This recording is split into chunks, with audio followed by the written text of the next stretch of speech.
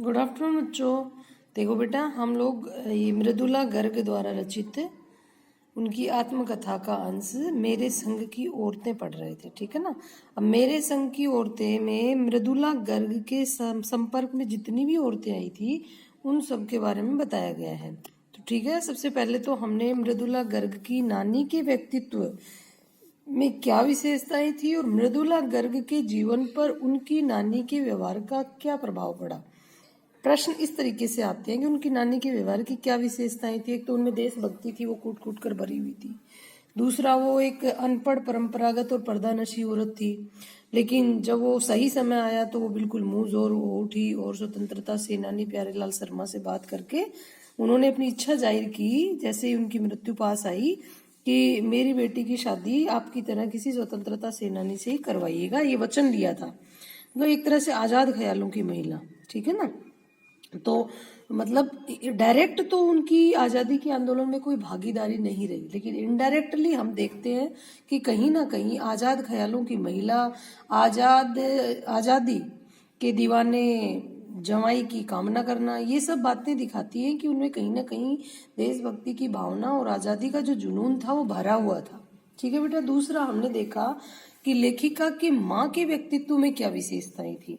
ठीक है बेटा, वो क्या थी? बिल्कुल बहुत नाजुक महिला थी। ठीक है। अब पिता के घर तो वो बहुत रईसी से रही हुई थी, क्योंकि उनके जो पिता थे वो अंग्रेजों के फरमावदार थे। तो अंग्रेजों की छत्र छाया में तो सारी फैसिलिटीज उनको मिली, लेकिन ससुराल में वो एक आज़ादी के दीवाने के घर में यहाँ आ गई। तो वो परिवार थोड़ा सा मिडिल क्लास फैमिली था, और मध्यम वर्गीय परिवार में बहू बेटियों के साथ क्या व्यवहार किया जाता है, उनको किस तरीके से रखा जाता है बाउंड करके, वो सब उनके साथ नहीं था। वो क्यों? क्योंकि वो कभी झूठ नहीं बोलती थी, कि एक की बात सुनकर दूसरे को नहीं कहती थी। और मतलब घर के जो बड़े बुजुर्ग थे वो भी उनकी राय लेते थे, और वो जो राय देती थी वो पत्थर की लीक की तरह मानी भी जाती थी। ये सब हम कल पढ़ चुके हैं। देखिए इस पेज को ढंग से थोड़ी देर, और आप देखेंगे कि यहाँ तक हमने पढ़ लिया था। हम किसके व्यवहार के बारे में बातें कर रहे थे? हम करेक्टर पढ़ रहे थे लेखिका मृदुला गर्ग की माँ का। ठीक है। उनकी माँ के व्यक्तित्व में क्या विशेषताएं थी, हम ये पढ़ रहे थे। ठीक है बेटा। अब देखिए, उसी के व्यक्तित्व को आगे बढ़ते हुए हम लोग और बातें जानेंगे, और इसमें से प्रश्न कैसा बनता है। अब आप ये देखिए बेटा, इसमें प्रश्न बनता है कि लेखिका की माँ के व्यवहार की विशेषताओं का वर्णन कीजिए। दूसरा, लेखिका की माँ के व्यक्तित्व का लेखिका के व्यक्तित्व पर क्या प्रभाव पड़ा। ये इस टाइप के प्रश्न बनेंगे इसमें। देखिए, दादी वगैरह बहुत प्यार करती थी उसकी माँ से ना, ये बात यही बताई है, और इसी बात को आगे पढ़ते हुए हम चलते हैं नेक्स्ट पेज पे। ये रहा, देखो बेटा,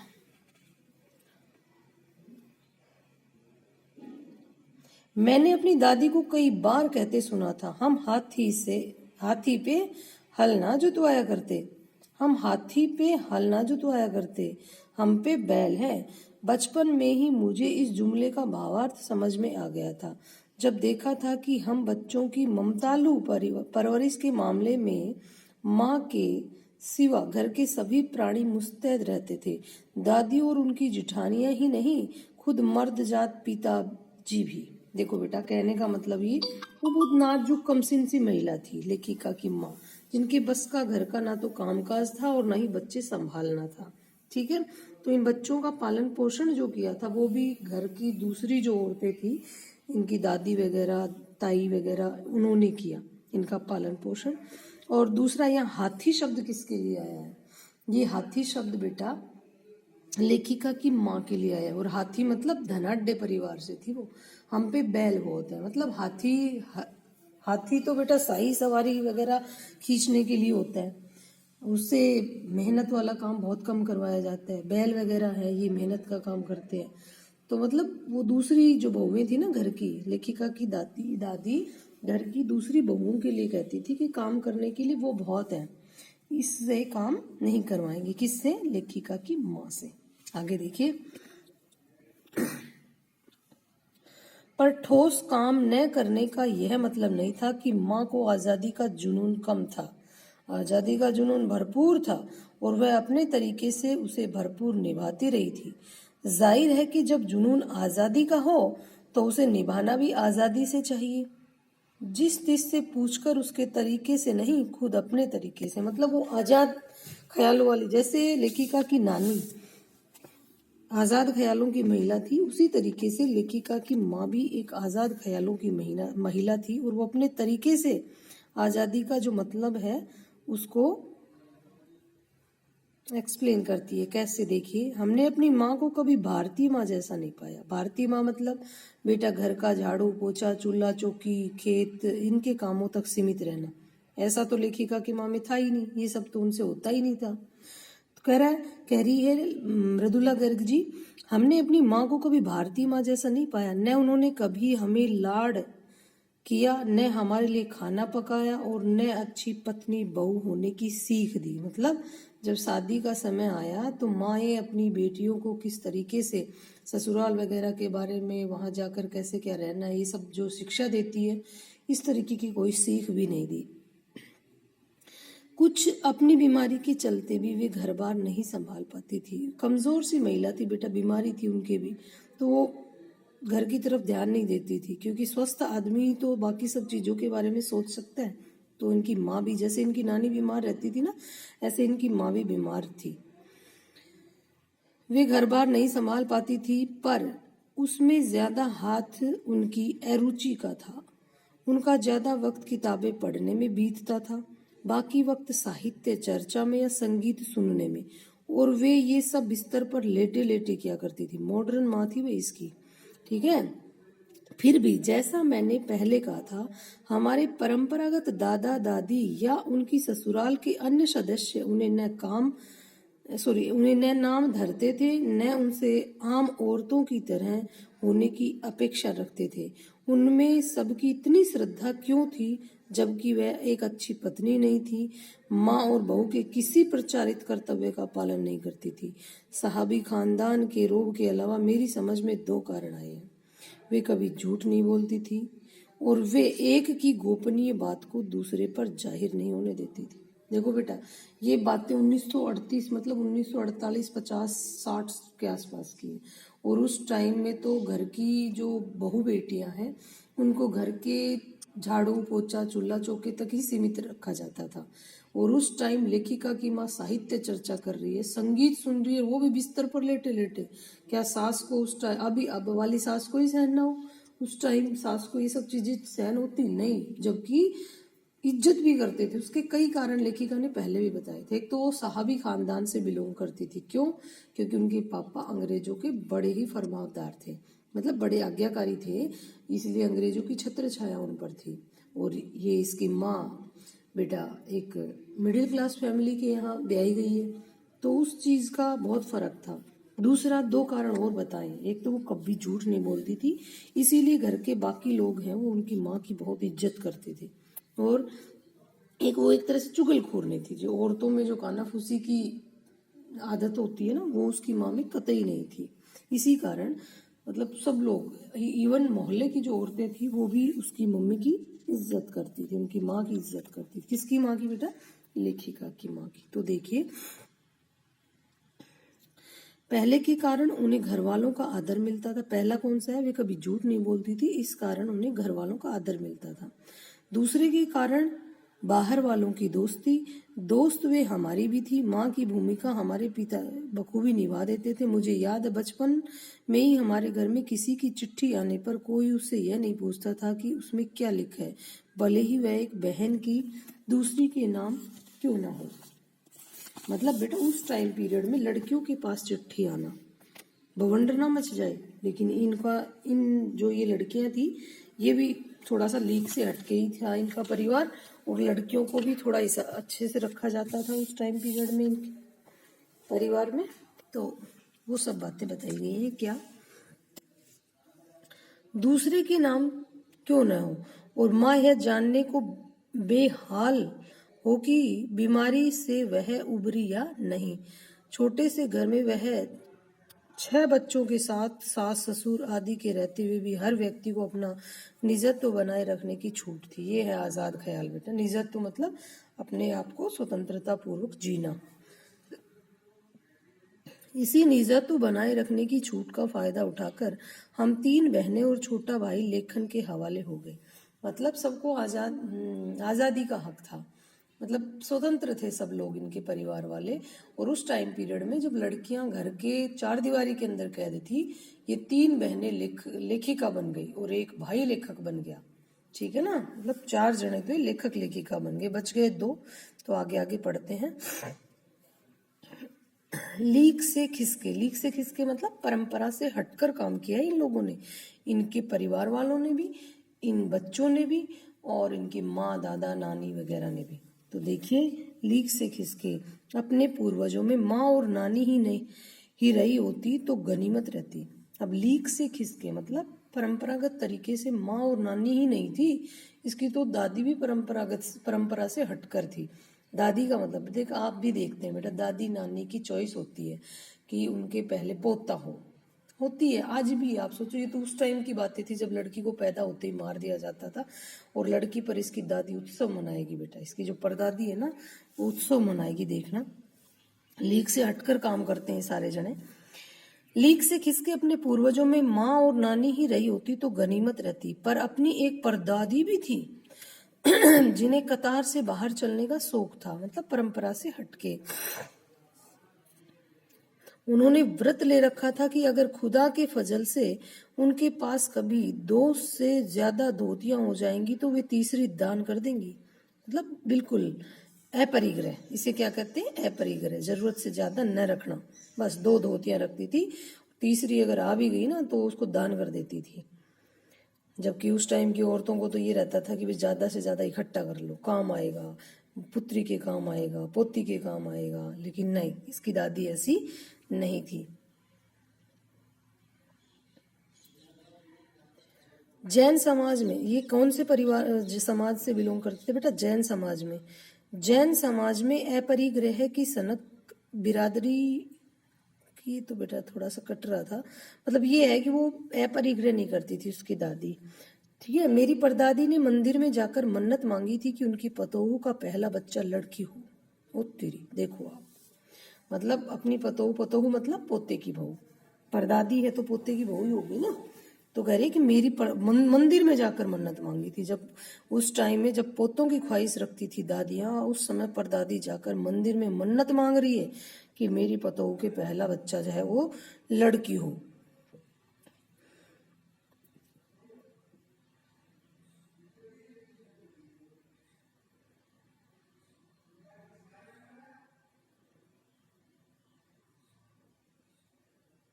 ये देखो बेटा, हाँ। पर उनका असली जलवा जब देखने को मिला तब मेरी माँ पहली बार गर्भवती हुई। मेरी परदादी ने मंदिर में जाकर मन्नत मांगी कि उनकी पतोहू के पहला बच्चा लड़की हो। यह गैर रवायती मन्नत मांगकर ही उन्हें चैन नहीं पड़ा, उसे भगवान और अपने बीच पोसीदा रखने की बजाय सरेआम उसका ऐलान कर दिया। लोगों के मुंह खुले के खुले रह गए। उनके फितूर की कोई वाजिब वजह ढूंढे न मिली। यह भी नहीं कह सकते थे कि खानदान में पुश्तों से कन्या पैदा नहीं हुई थी। देखो बेटा, अब ये कह रहे लड़कियां भी हमारे परिवार में तो थी, फिर भी दादी लड़की की आरजू रख रही है, तो पता नहीं क्यों। तो सब लोग हैरान थे दादी की इस मन्नत से जो उन्होंने मंदिर में जाकर मांगी थी। क्या मन्नत मांगी थी? कि पहले बच्चे के रूप में क्या हो, लड़की हो पतोहू की। इसलिए माँ जी बेचारी कन्यादान के पुण्य के अभाव को पूरा करने के चक्कर में थी। भाई ऐसा भी नहीं था कि भाई वो कन्यादान का पुण्य कमाना चाहती थी कि उनके पुश्तों तक कोई कन्या नहीं थी। तो लेखिका कहती है पता नहीं क्या, मुझे तो कुछ समझ में ही नहीं आ रहा कि माँ ने ऐसा मांगा वरदान, तो क्यों मांगा मंदिर में जाके? क्योंकि पिताजी की ही नहीं, दादाजी की भी बहनें मौजूद थी। हाँ, पहला बच्चा हर बहू का बेटा होता रहा था। खैर, माँ जी ने अपनी तरफ से कोई सफाई नहीं दी, बल्कि बेदस्तूर मंदिर जाकर, बेदस्तूर मतलब कायदे से, ठीक है ना, कह रहा बेदस्तूर नियम से मंदिर जाकर मन्नत दुहारती रही। पूरा नुक्कड़ गांव जानता था कि माँ जी का भगवान के साथ सीधा साधा तार जुड़ा हुआ है, बेतार का तार। इधर वह तार खींचती, उधर टन से तथास्तु बजता। मेरी दादी तो पहली मर्तबा में ही तैयार हो गई थी कि गोद में खेल लेगी तो पोती। पर माँ जी की आरजू किस कदर रंग लाएगी उसका उन्हें भी गुमान न रहा होगा। मतलब लोग हैं वो भी उस दादी से थोड़े से डरते थे और ये सोचते थे कि दादी जो मन्नत मांगती है भगवान उसको जरूर पूरी करते हैं। ऐसा लगता है जैसे दादी का कोई तार है वो भगवान से जुड़ा हुआ है, कि दादी ने इधर भगवान के पास तार वो डोर हिलाई और उधर भगवान ने कह दिया तथास्तु। इसका मतलब कि उनकी पतोह के पहली बार जो बच्चा हुआ वो लड़की ही पैदा हुई। और उनकी जो मन्नत क्या मांगी थी, मंदिर में जाकर लड़की की कामना की थी ना दादी ने, तो कह रहा है कि उसकी जो मन्नत इतना रंग लाएगी इसका पता नहीं था कि एक के बाद देखो बेटा कितनी लड़कियां होंगी। लड़की की गैर वाजिब जुस्तजू सुन।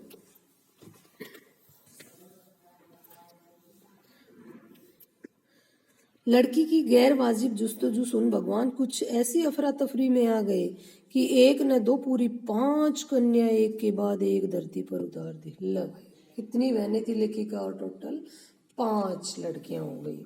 चलो क्यों, ज्यादा ही चाव था ना दादी माँ के पोतियों का, तो कह रहा है कि भगवान मतलब उनकी जो मन्नत थी ना वो इस कदर रंग लाई कि भगवान ने भी एक के बाद एक 5 कन्या दे दी।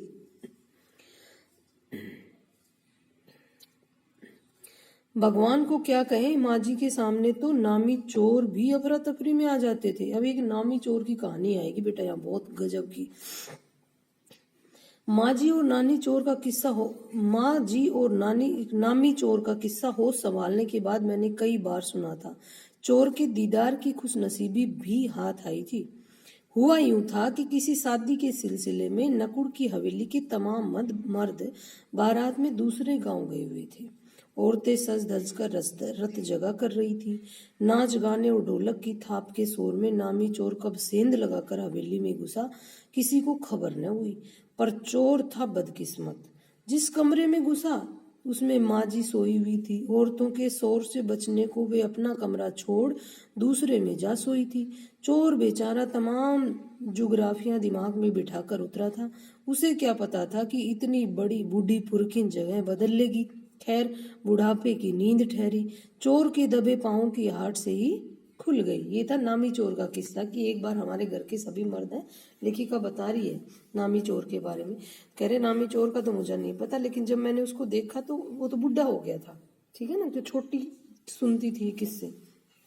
फिर ये कह रही है कि एक बार नामी चोर मतलब आसपास चोरी के किस्से थे उसके, वो फेमस थे, तो वो घुस गया इनकी हवेली में। क्यों घुसा कि घर के जो जेंट्स थे वो किसी बारात वगैरह में गए हुए थे और जो औरतें थी वो रत जगह वगैरह कर रही थी। चोर घुस गया और वो इसी टाइप से घुसा था कि इस रास्ते से कोई नहीं मिलेगा, लेकिन दादी जो महिलाएं थी ना उनके शोर शराबे से बचकर अपनी जगह बदल ली। उसने दूसरे कमरे में जा सोई और चोर घुस गया और दादी उठ गई। तो देखिए अब दादी चोर को क्या सजा देती है। कौन? माँ जी ने इत्मीनान से पूछा। हाँ बेटा, यहाँ दादी की आवाज नींद खुल गई ना, तो वो कह रही है कि क्या? जी मैं। कौन? माँ जी ने बड़े इत्मीनान से पूछा। जी मैं, चोर ने युगों से चला आ रहा पारंपरिक असंगत जवाब दिया। पानी पिला, माँ जी ने कहा। ये किसको बता रही है माँ जी? ये माँ जी ने चोर को कहा है क्या कि पानी पिला। आगे देखो। जी मैं, चोर झिझक कर रह गया। मतलब अब चोर तो चोर था ना, बोले जी मैं। तब तक माँ जी बिस्तर के बराबर में टटोल कर देख चुकी थी, लोटा खाली था। ऐसा कर, उन्होंने कहा, ये लोटा ले और कुएं में पानी भर ला, पर देख कपड़ा कसकर बांधे रखियो और तरीके से छानियो। चोर घबरा गया। अंधेरे में इन्होंने कैसे जाना कि उसके मुंह पर कपड़ा बंधा है? मतलब कपड़ा कसकर बांध कर रखियो। और लेकिन नानी ने तो ये कहा था कि जो तू लोटा ले जा रहा है कुएं पे पानी भरने के लिए, तो वो छान कर भर के लाइयो। और चोर ने कपड़ा बांध रखा था। उसने सोचा कि तेरे को कह रही है कि इसको कैसे पता चला मैंने कपड़ा बांध रखा है। और कमर में भांग। भगवान से उनका तार जुड़े होने की खबर उसे थी। वह बुढ़िया भांग भी छानती होगी, एकदम यकीन न हुआ। इसी से कुछ हैरान परेशान हो उठा। जल्दी कर भाई। तभी माँ जी ने कहा, बड़ी प्यास लगी है, पर मैं तो चोर हूँ। मारे घबराहट और धर्म संकट के चोर सच कह गया। अब माँ जी क्या कह रही है चोर को? चोर ने अपनी असलियत बता दी। तो देखिए हुआ करे, माँ जी ने कहा, प्यासे को पानी तो पिला, पर देख जरा धर्म ने बिगाड़ियो। लोटे के मुंह से कपड़ा न हटाइयो, हाथ रगड़ कर धो लीजो और पानी कपड़े से छान कर भरियो। आप चोर के हाथ का पी लोगी? कहा न रगड़ कर धो लीजो तो पी लूंगी। सब नाच गाने में लगे। अरे सॉरी, तेरे और भगवान के सिवा कौन धरा है जो पिलाएगा मुझे पानी? भगवान वहीं कहीं उसके बराबर में धरे हैं। सुनकर चोर कुछ ऐसा बकाया कि लोटा उठाकर चल दिया। पूरी एहतियात के साथ पानी भरकर लोटा तो पहरेदारों ने धर दबोचा। कुएं पर देख लिया गया था। तब माँ जी ने लोटे का आधा पानी खुद पीकर बाकी चोर को पिला दिया और कहा, एक लोटे से पानी पीकर हम माँ बेटे हुए। अब बेटा चाहे तो तू चोरी कर और चाहे हमारे घर की खेती। मतलब चोर को भी जीत लिया। देखो ये मतलब किसी के साथ यहाँ से प्रश्न बन सकता है कि भी दबाव मारपीट के अलावा अगर किसी को हम प्यार से समझाएं तो उसका व्यवहार चेंज कर सकते हैं। ठीक है बेटा, आगे देखिए।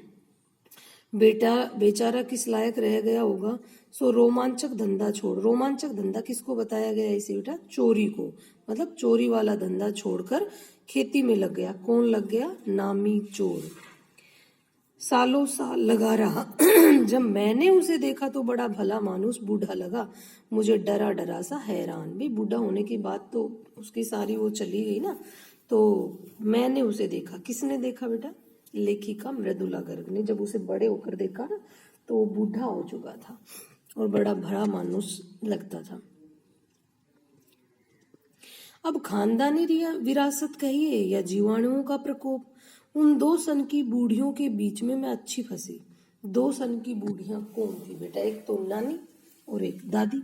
माँ के बारे में नहीं बताया, माँ को बुढ़ी थोड़ी बताएंगे, नानी और दादी को। अब खानदानी विरासत कहिए या जीवाणुओं का प्रकोप, उन 2 सन की बूढ़ियों के बीच में अच्छी फंसी। एक तरफ माँ जी के चलते अपनी लड़की होने पर कोई हीन भावना मन में नहीं आई। किसके नहीं आई हीन भावना मन में लड़की होने पर? लेखिका के मन में। पहले लड़कियां बहुत रियलाइज करती थी इस चीज को कि घर में उनके साथ भेदभाव किया जाता है क्योंकि वो लड़की हैं। लेकिन लेखिका के परिवार में ऐसा कोई माहौल नहीं था जिससे कि उनमें उनके मन में कोई हीन भावना पैदा हो।